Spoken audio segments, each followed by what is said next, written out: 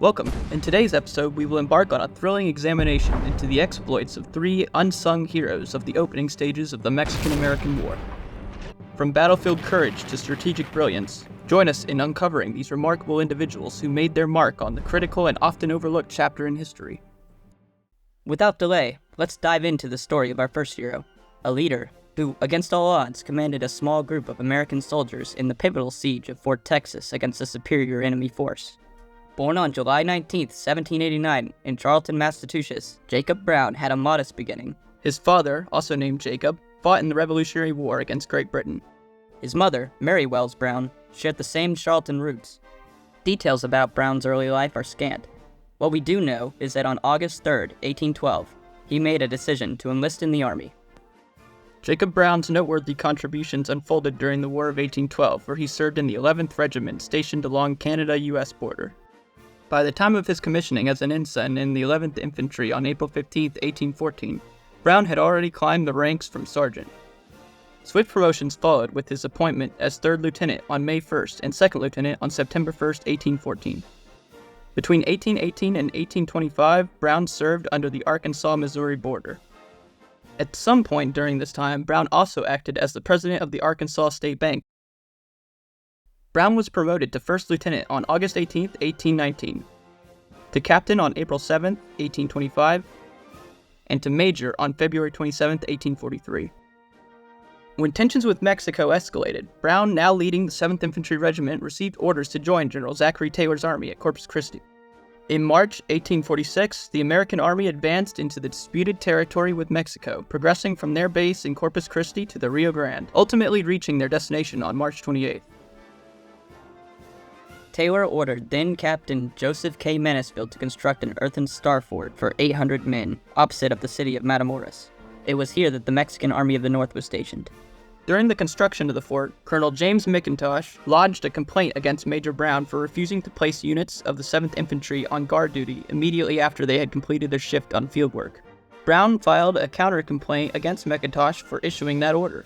McIntosh replied that the order had been intended for the protection of Brown's own men, and sharply asked in the event of a battle, would they also be exempted from defending themselves? This sarcasm further inflamed Brown's pride, and the quarrel continued for a few weeks.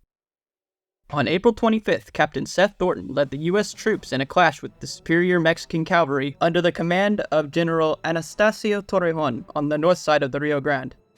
The Mexicans defeated the American forces in what is known as the Thornton Affair. This incident marked a start in the armed conflict between Mexico and the United States. We covered this event in detail in one of our earlier videos, which is linked in the description below.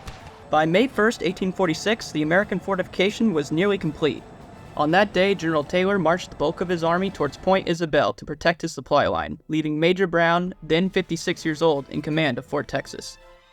The responsibility of holding Fort Texas rested on the shoulders of Jacob Brown.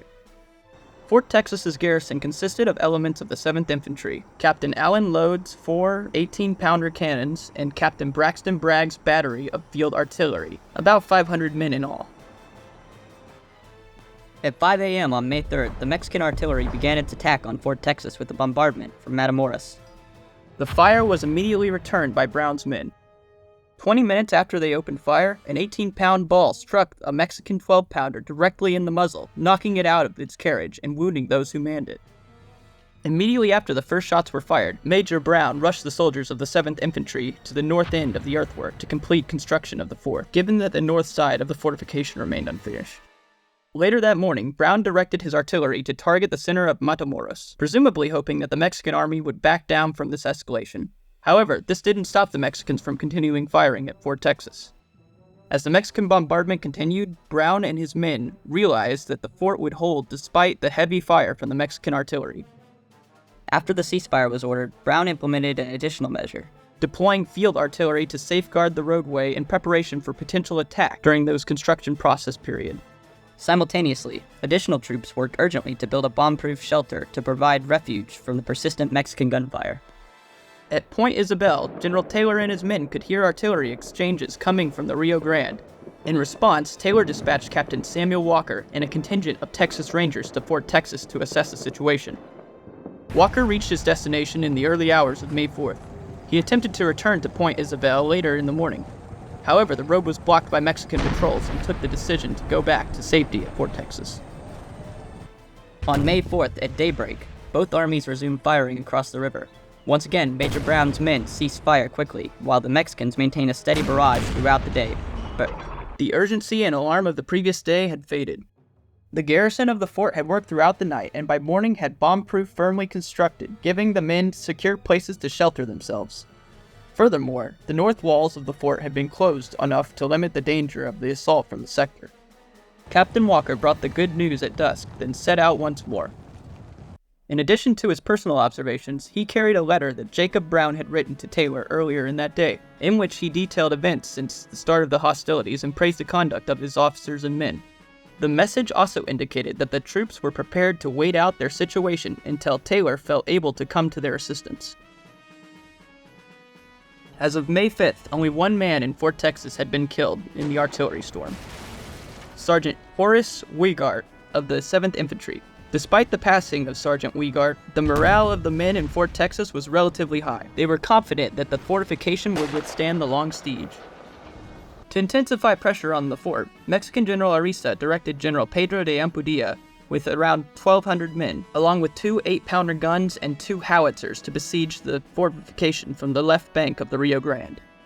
While Americans anticipated a frontal assault, the Mexicans had specific instructions to refrain from such attempts. Arista realized that his artillery couldn't breach the fort's earthen walls, and that direct assault would be too costly. Arista had participated in the frontal assault on El Alamo and wisely opted for a formal siege. Tragically, just before noon, on May 6, a Mexican artillery round struck Jacob Brown's leg as he patrolled the ramparts. The wound required amputation, which was performed successfully, but the only safe place to stay was in the cover of one of the newly constructed bomb-proofs. In the oppressive heat of that enclosed space, gangrene set in, making it clear that Brown's survival was unlikely.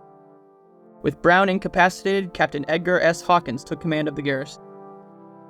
Despite the extraordinary efforts of Major Brown, he passed away on May 9, 1846, just hours before Taylor and his army lifted the siege of Fort Texas, following victories over the Mexican army in Palo Alto and Resaca de Palma.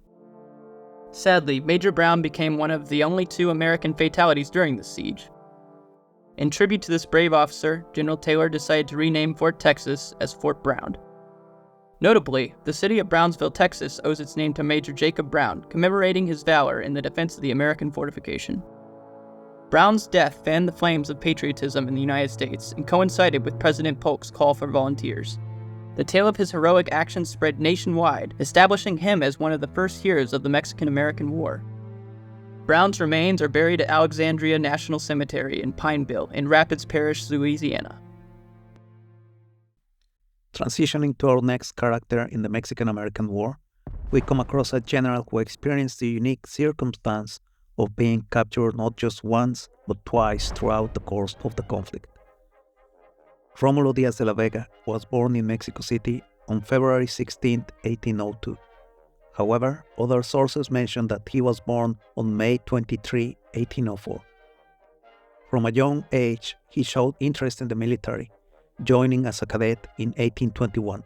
He later attended engineering school, earning the title of military engineer in 1825. During the following decade, he steadily climbed the ranks of the army, actively participating in numerous revolts that plagued Mexico during that time. In 1836, during the Texan Revolution, Diaz de la Vega participated in the siege of El Alamo. According to one author, at the head of his corps of sappers, de la Vega was one of the first to step into the enemy fortifications in the midst of the most terrible fire. For such an heroic action, he was awarded the Cross of Honor and the rank of Lieutenant Colonel. In 1838, he participated in the Pastry War between Mexico and France. Later, in 1842, serving now as a colonel under General Pedro de Ampudia, Diaz de la Vega distinguished himself in the defeat of the Texian militia during the Mier expedition. At the start of the Mexican-American War, Diaz de la Vega had reached the rank of general. During the Battle of Palo Alto, on the afternoon of May 8, 1846, he commanded the 2nd Brigade, which included the 1st and 6th Line Infantry Regiments, and 6 4-pound guns. Positioned at the center of the Mexican line, the 2nd Brigade suffered significant losses during the battle. The following day, the Mexican army retreated southward, taking defensive positions at Resaca de la Palma. Taylor and the American army continued their march towards Fort Texas, reaching the Mexican position at around 4 p.m.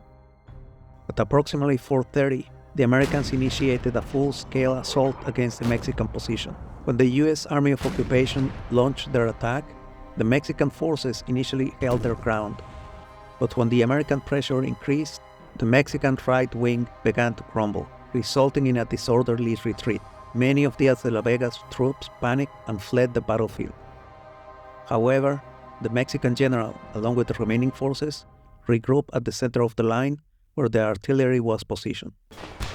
Despite the chaos, de la Vega and his men bravely persisted in blocking the road leading to Fort Texas.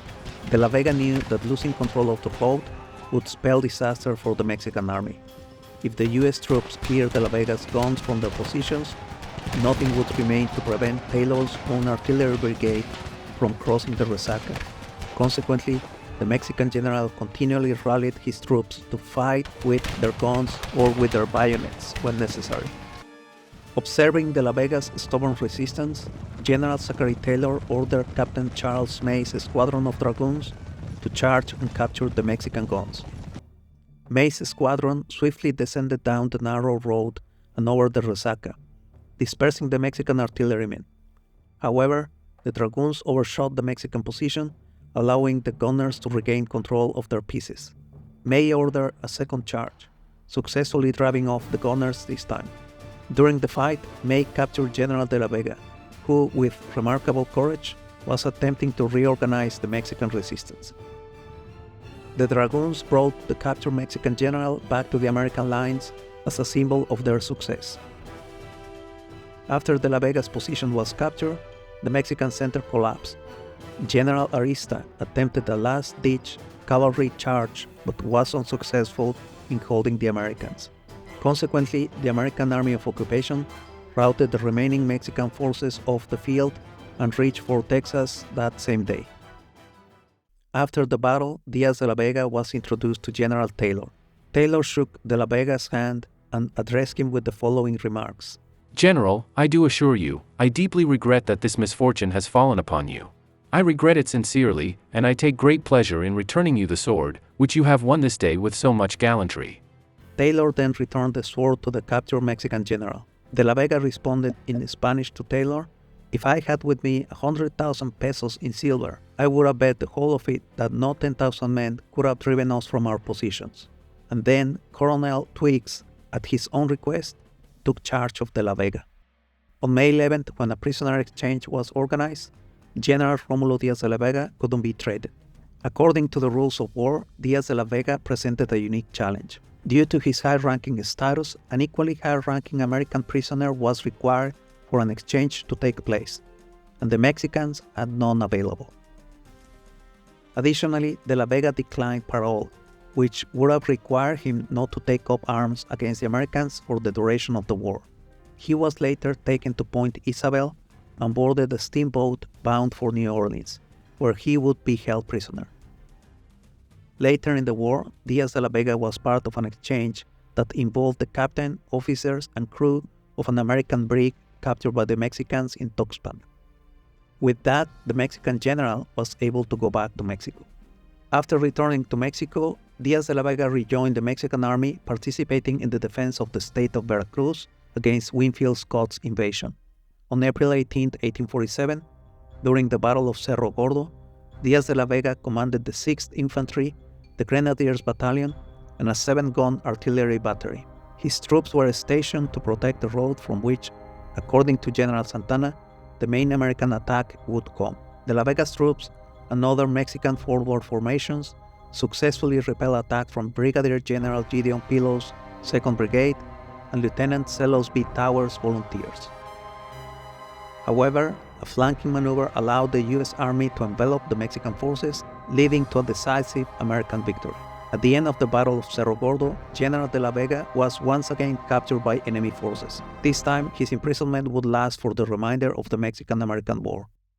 After the war, Diaz de la Vega returned to Mexico and occupied several roles as military commander in the states of Puebla and Tamaulipas, and later he served as governor of Yucatan. On September 11, 1855, after Mexican President Martín Carrera was forced to resign after yet another military revolt, General Diaz de la Vega took on the responsibilities of the presidency until the arrival of the revolutionary leader Juan Álvarez in Mexico City. De la Vega's interim government lasted for 22 days, from September 12 to October 3, 1855. In 1863, Diaz de la Vega was a member of the Assembly of Notables, which invited Maximilian of Habsburg to become Emperor of Mexico. A year later, he was appointed prefect of the state of Jalisco. After the defeat of the imperial forces by the Republicans in 1867, de la Vega was sentenced to 2 years of imprisonment for supporting Maximilian. However, the penalty was switched to confinement in the city of Puebla. General Romulo Diaz de la Vega stands as an often overlooked hero of the Mexican-American War. His valor in battle serves as a remarkable example of courage and patriotism. His audacity in battle was often acknowledged, even by his enemies. Unfortunately, in modern times, his exploits remain generally unknown, even within Mexico. Continuing our exploration of unsung heroes of the Mexican-American War, let's turn our attention to an individual who transformed the use of artillery with revolutionary innovations. Such innovations would earn the nickname of Father of Modern Artillery.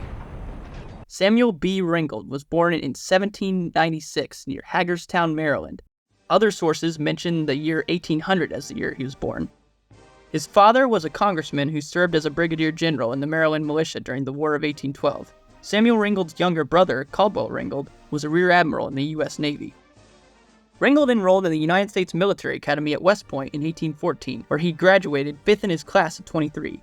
He was commissioned as a second lieutenant in the artillery. After graduating, Samuel Ringgold had a lengthy military career, serving at Fort Mifflin, later as aide-de-camp to Brevet Major General Winfield Scott, and in the Mexican-American War, among many other assignments. By 1822, he had risen to the rank of first lieutenant, then earned the rank of captain in 1832. In 1836, Captain Samuel Ringgold took command of the 3rd Field Artillery Regiment and served in the campaigns in Florida. While serving in Florida, Ringgold's health became weakened.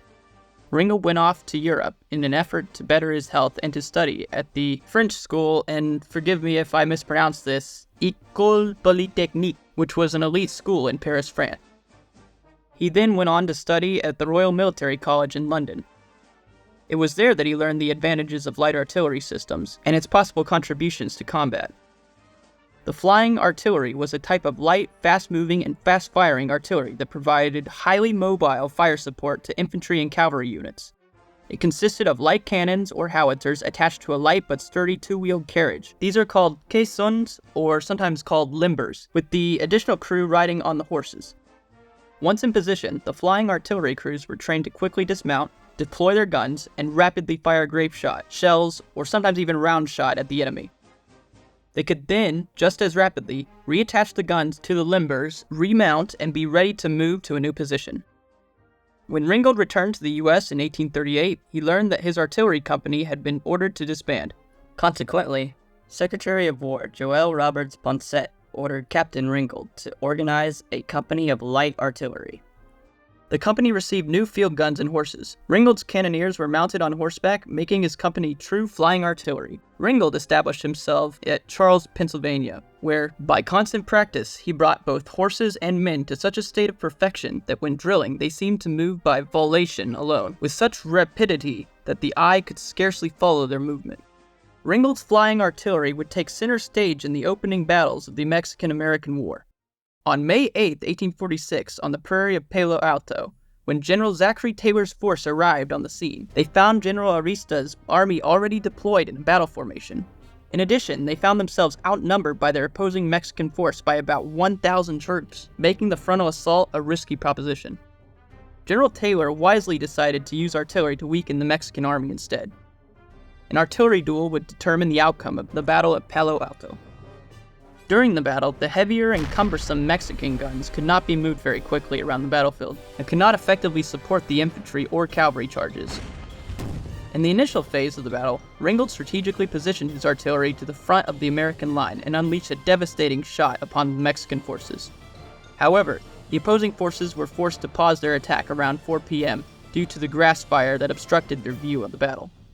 General Mariano Arista, the Mexican commander, ordered General Anastasio Torreon's cavalry to try and turn the right wing of the American army and destroy their supply wagons. However, Ringgold's men, along with the infantry from the 3rd and 5th regiments, rapidly maneuvered and repelled the attacks, inflicting heavy casualties on the Mexicans, forcing them to withdraw. Later, Arista ordered Torreon to make another assault on Taylor's right, but the American artillery repelled the attack once again. Arista responded by ordering his artillery to fire on Ringgold's battery, which had moved closer and was in range of the Mexican guns. The Mexican artillery was generally ineffective, but it did manage to strike a devastating blow to Taylor's army. A Mexican artillery round mortally wounded Ringgold while he was commanding his guns. Even at this moment, Ringgold put his men before himself. When they came to his assistance, he waved them off and reminded them of the work they still needed to do. On May 11th, Ringgold would succumb to his wounds at Point Isabel, where he was taken after the battle. The performance of the U.S. flying artillery not only made up for the manpower deficit at Palo Alto, but exacted a heavy toll on the Mexican battle line. Working in conjunction with a pair of heavy U.S. 18-pounder siege cannons, they wreaked havoc on Arista's troops.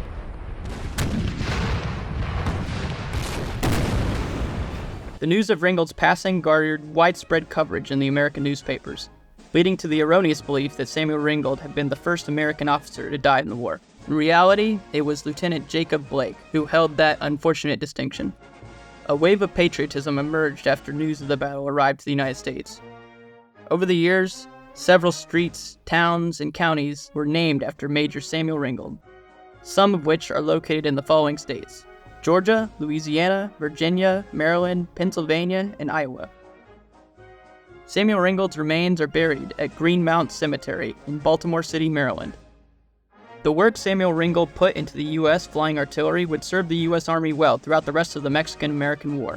The U.S. flying artillery saw action many times in the ensuing battles of the war, and carried itself well.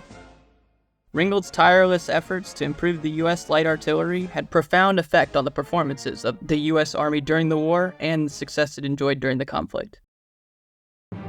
In conclusion, the stories of these 3 unsung heroes, Major Jacob Brown, General Diaz de la Vega, and Samuel Ringgold, shine a light on the diverse and often overlooked individuals who played a crucial role in the Mexican-American War. Major Brown's steadfast defense at Fort Texas, General Diaz de la Vega's resilience on the battlefield, and Lieutenant Ringgold's innovative contributions reflect the varied experiences of those who shaped this historical conflict. Their courage, dedication, and sacrifices, though sometimes forgotten, are an integral understanding of the broader narrative of this war. We hope you found this video interesting and informative. To stay updated on our future content, consider subscribing to our channel and turning on the notification bell. You can also explore our YouTube page for more videos on the Mexican-American War and other historical topics. Thank you for your support, and we look forward to seeing you in the next video.